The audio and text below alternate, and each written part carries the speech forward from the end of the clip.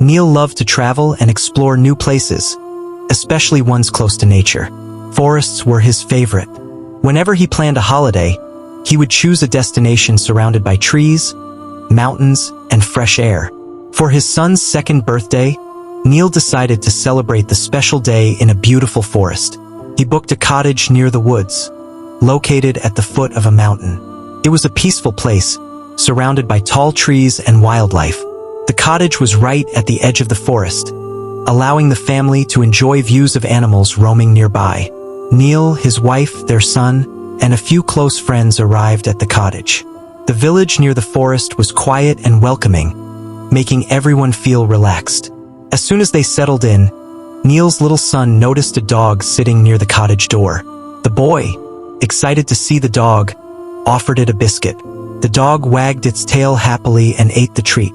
Soon, the boy and the dog became friends. Wherever the boy went, the dog followed, always staying close to him. The next day, Neil and his family decorated the cottage for the birthday celebration. They hung colorful balloons and lights and set up a small table for cake and food. When the celebration began, everyone enjoyed themselves. They sang songs, played games, and shared laughter. Throughout the party, the dog stayed by the boy's side, guarding him like a loyal protector. Even when the boy wandered a little too far, the dog gently nudged him back toward the group. Neil's wife and friends admired how the dog had become part of the family in such a short time. On the third day, Neil and the others decided to go hunting in the forest. Since the forest was dense and not safe for children, they arranged for a babysitter to stay with the boy. The babysitter promised to keep an eye on the boy while they were away. Neil and the rest left in the morning, taking their hunting gear and food. After a few hours, Neil and the others returned to the cottage, looking tired but satisfied with their hunt. As they approached the cottage, the dog ran toward Neil, wagging its tail and licking his shoes. Neil was about to pet the dog when his wife suddenly screamed. She noticed bloodstains around the dog's mouth. Everyone froze. Neil's wife pointed at the dog and shouted, "It killed our son!" The sight of the blood made them all assume the worst. Neil's friends and wife started yelling, and without thinking, Neil hit the dog with the butt of his gun.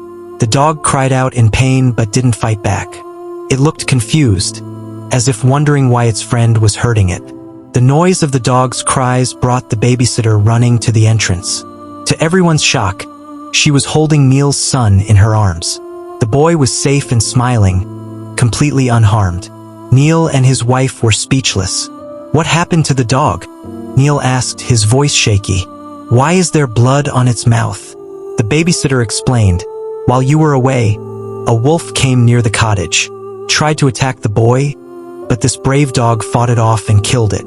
The blood you see is from the wolf, not the boy." She then led them to the side of the cottage, where the dead wolf lay on the ground. Its sharp teeth and claws showed it had been a real threat. Everyone stood in silence, realizing their terrible mistake. Neil dropped his gun and rushed to the dog, who was lying injured on the ground. Tears filled his eyes as he gently patted the dog and said, "I'm so sorry. You saved my son, and I hurt you."